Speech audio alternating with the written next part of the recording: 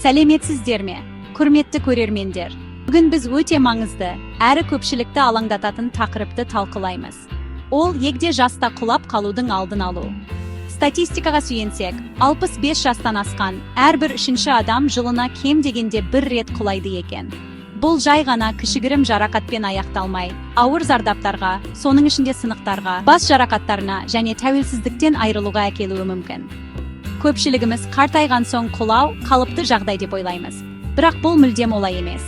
Дұрыс жүретін, өз денсаулығына мұқият қарайтын қарттар ешқашан құламайды. Құлау бұл ауру емес, алдын алуға болатын жағдай. Ол көбінесе тепе-теңдіктің нашарлауы, бұлшық ет әлсіздігі, көру қабілетінің төмендеуі және қоршаған ортадағы қауіпті факторлар сияқты бірнеше себептің жиынтығынан туындайды. Мысалы, үй ішіндегі шашылып жатқан заттар, тайғақ еден, немесе жеткіліксіз жарықтандыру қауіпті арттыра түседі. Біздің мақсатымыз осы қауіп-қатерлерді анықтап, оларды жою арқылы өзімізді және жақындарымызды қорғау. Себебі, бір рет құлаудың өзі адамның сенімділігін жоғалтып, қозғалысын шектеуіне әкеп соғуы мүмкін. Бұл одан әрі денсаулықтың нашарлауына ықпал етеді. Сондықтан, бүгінгі видеода біз сіздермен құлап кетудің алдын алу үшін күнделікті өмірге енгізуге болатын 6 қарапайым, бірақ өте тиімді қауіпсіз әдетті қарастырамыз. Бұл кеңестер сіздің белсенді, қауіпсіз және тәуелсіз өмір сүруіңізге көмектеседі. Құлап кетудің алдын алу үшін осы 6 қауіпсіз әдетті біліңіз және оларды бүгіннен бастап қолданыңыз. Видеоны соңына дейін көріп, жақындарыңызбен бөлісуді ұмытпаңыздар. Өйткені бұл ақпарат көптеген адамның өмірін жеңілдетуі мүмкін. Ендеше, бастайық! Бірінші және ең маңызды әдет – тұрақты физикалық белсенділік. Көпшілігіміз жас ұлғайған сайын жаттығу жасау кейін немесе қауіпті деп ойлаймыз. Бірақ шын мәнінде, дұрыс таңдалған жаттығулар құлаудың алдын алудың ең тиімді жолы. Жаттығулар біздің бұлшық еттерімізді нығайтады, әсіресе аяқ және дене бұлшық еттерін. Мықты бұлшық еттер денеңізді тік ұстауға, кенеттен болған қозғалыстарда тепе-теңдікті сақтауға көмектеседі. Мысалы, қарапайым серуендеу, баспалдақпен көтерілу немесе орындықтан тұру сияқты күнделікті әрекеттердің өзі оңайырақ болады. Бұл әдет бұлшық еттерді күшейтіп, тепе-теңдікті жақсартады. Тепе-теңдікке арналған жаттығулар да өте маңызды. Мысалы, бір аяқпен тұру, йога немесе тай-чи сияқты жаттығулар денеңізді басқару қабілетін арттырады. Бастапқыда қабырғаға немесе орындыққа сүйеніп жасауға болады. Күніне небәрі 10 немесе 15 минутты осындай жаттығуларға арнау арқылы сіз айтарлықтай нәтижеге қол жеткізесіз. Ең бастысы – тұрақтылық. Аптасына кем дегенде 3-4 рет жаттығу жасауды әдетке айналдырыңыз. Өзіңізге ұнайтын белсенділік түрін таңдаңыз: билеу, бақшада жұмыс істеу, суда жүзу, немесе жай ғана таза ауада серуендеу. Бұл сіздің көңіл күйіңізді көтеріп, жаттығуды жалғастыруға ынталандырады. Екінші маңызды әдет – дұрыс аяқ киім таңдау. Біз көбіне аяқ киімнің сыртқы келбетіне мән беріп, оның қауіпсіздігі мен ыңғайлылығын ескере бермейміз. Алайда, дұрыс таңдалмаған аяқ киім құлаудың негізгі себептерінің бірі болуы мүмкін. Әсіресе, табаны тегіс, тайғанақ немесе өкшесі би аяқ киімдер тепе-теңдікті сақтаудады. Сондай-ақ, аяққа үлкен немесе кішкентай аяқ киім кию де қауіпті. Ол аяқтың дұрыс орналасуына кедергі келтіріп, жүрген кезде ыңғайсыздық тудырады және сүрінуге әкелуі мүмкін. Қауіпсіз аяқ киім қандай болуы керек? Біріншіден, оның табаны мықты, бедерлі және тайғанамайтын материалдан жасалуы тиіс. Бұл әртүрлі жерлерде, мысалы ылғалды еденде немесе тегіс емес жолда сенімді жүруге мүмкіндік береді. Екіншіден, аяқ киім аяғыңызға дәл келіп, оны жақсылап ұстап тұруы керек. Бауы бар немесе жабысқақпен жабылатын модельдерді таңдаған жөн. Үйде жүргенде де жалаң аяқ немесе жай шәркеймен емес, арты жабық, табаны тайғанамайтын аяқ киімін киген дұрыс. Тайғанамайтын, ыңғайлы аяқ киім құлаудың алдын алады. Үшінші әдет – өзіңіз тұратын ортаны, яғни үйіңізді қауіпсіз ету. Көптеген құлау оқиғалары сыртта емес, дәл үйдің ішінде болады. Себебі біз үйіміздегі кішігірім қауіптерге мән бермейміз. Ең алдымен, үй ішіндегі барлық кедергілерді алып тастау керек. Еденде шашылып жатқан сымдар, кітаптар, ойыншықтар, немесе басқа да заттар сүрініп жығылуға себеп болуы мүмкін. Жүретін жолдарды, әсіресе жатын бөлмеден дәретханаға баратын жолды бос ұстаңыз. Үй жиһаздарында ыңғайлы етіп орналастырған жөн. Олар қозғалысқа кедергі келтірмеуі тиіс. Екіншіден, жарықтандыруға назар аударыңыз. Үйдің барлық бөлмелері, әсіресе баспалдақтар, дәліздер мен кіреберіс жақсы жарықтандырылуы керек. Түнде тұрғанда жарықты оңай қосу үшін төсегіңіздің жанына шам орнатыңыз. Дәретхана мен дәлізге түнгі жарық шамдарын, яғни ночник қоюда өте пайдалы. Сонымен қатар, едендегі кілемшелер мен төсеніштердің астына тайғанауға қарсы арнайы төсемдер қойыңыз. Немесе олардың шеттерін екі жақты скотчпен еденге бекітіңіз. Кілемшелерді бекіту, жарықтандыруды жақсарту, кедергілерді алып тастау, осы қарапайым шаралар үйіңізді әлде қайда қауіпсіз етеді. Төртінші, қауіпсіз әдет. Дұрыс және теңдестірілген тамақтану. Тамақтану мен құлаудың арасында қандай байланыс бар деп ойлауыңыз мүмкін. Байланыс өте тікелей. Біздің сүйектеріміз бен бұлшық еттеріміздің мықтылығы тікелей біз тұтынатын қоректік заттарға байланысты. Жас ұлғайған сайын сүйектер морт-сынғыш келеді. Бұл остеопороз ауруына әкелуі мүмкін. Сондықтан рационыңызда кальцийге бай тағамдардың болғаны өте маңызды.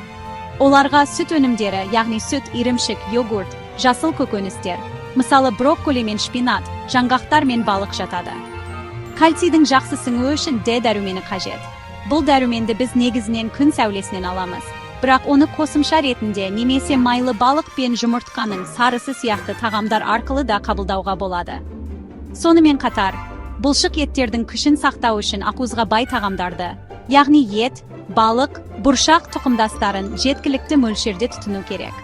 Жалпы, денсаулықты сақтау үшін дәрумендер мен минералдарға бай тағамдар жеу. Бұл сіздің денеңізді іштей нығайтып, кездейсоқ құлаудың ауыр зардаптарынан қорғайтын маңызды қадам. Суды да жеткілікті ішуді ұмытпаңыз. Себебі сусыздану бас айналуына және әлсіздікке әкелуі мүмкін. Бесінші әдет, бірақ маңыздылығы жағынан кем емес, дәрігерге уақытылы қаралып тұру. Жыл сайынғы профилактикалық тексерулер денсаулығыңыздағы өзгерістерді ерте анықтауға көмектеседі. Дәрігер сіздің жалпы жағдайыңызды бағалап, құлау қаупін арттыратын факторларды анықтай алады. Мысалы, көру қабілетінің нашарлауы, құлаудың жиі кездесетін себептерінің бірі. Көз дәрігеріне, яғни офтальмологқа үнемі қаралып, көзілдірігіңіздің сізге сәйкес келетінін тексертіп отырыңыз. Есту қабілетінің төмендеуі де тепе-теңдікке әсер етуі мүмкін. Сондықтан бұл мәселені де назардан тыс қалдырмаған жөн. Сонымен қатар, сіз қабылдап жүрген дәрі-дәрмектерге ерекше назар аудару керек.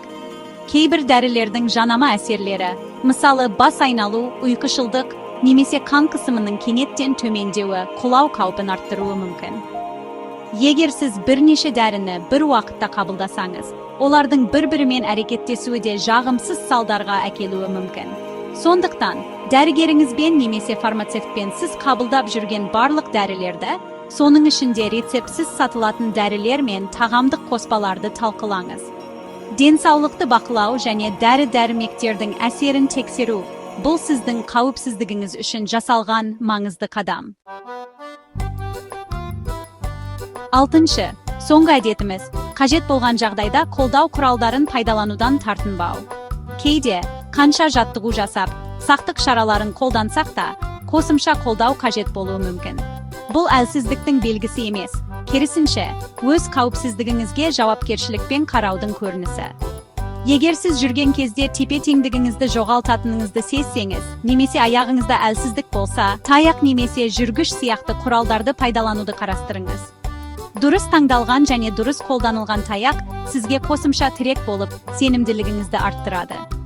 Бұдан бөлек, үй ішінде де қауіпсіздікті арттыратын құралдар бар. Мысалы, ванна бөлмесі мен дәретхана қабырғаларына арнайы тұтқалар орнатуға болады. Бұл ылғалды және тайғақ жерлерде тұрып отырғанда үлкен көмек болады. Ваннаның ішіне немесе душ кабинасына тайғанамайтын резеңке төсеніш салу да өте маңызды. Баспалдақтардың екі жағында да берік қоршаулардың болғаны абзал. Таяқ, арнайы тұтқалар сияқты құралдарды қолдану сіздің күнделікті өміріңізді жеңілдетіп, белсенділігіңізді сақтауға және жарақат алу қаупін азайтуға көмектеседі. Оларды пайдаланудан ұялмаңыз, денсаулығыңыз бәрінен маңызды. Mine, құрметті достар, біз бүгін құлап кетудің алдын алуға көмектесетін 6 маңызды әдетті талқыладық. Естеріңізге сала кетейін, олар тұрақты жаттығу жасау, ыңғайлы аяқ киім кию, үйді қауіпсіз ету, дұрыс тамақтану, дәрігерге жиі қаралу, және қажет болса қолдау құралдарын пайдалану. Бұл кеңестердің әрқайсысы сіздің өміріңіздегі қауіпсіздік деңгейін айтарлықтай арттыра алады. Ең бастысы, бұл әдеттерді біліп қана қоймай, оларды күнделікті өміріңізге енгізу. Бастапқыда бұл біраз күш-жігерді қажет етуі мүмкін.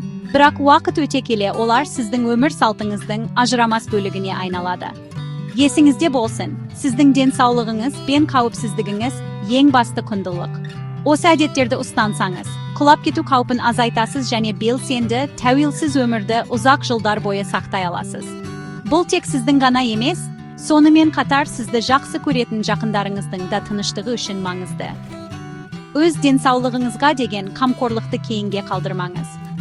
Бүгіннен бастап кішігірім өзгерістер жасаңыз, қысқа серуенге шығыңыз, үйіңіздегі артық заттарды жинастырыңыз, немесе кешкі асқа пайдалы тағам дайындаңыз. Әрбір қадам маңызды. Осымен бүгінгі шығарылымымызды аяқтаймыз. Егер бұл видео сізге пайдалы болса, лайк басып, арнама жазылуды ұмытпаңыздар. Пікірлер бөлімінде өз ойларыңызбен және тәжірибелеріңізбен бөлісе отырыңыздар. Мүмкін, сіздің де құлаудың алдын алуға қатысты өз кеңестеріңіз бар шығар.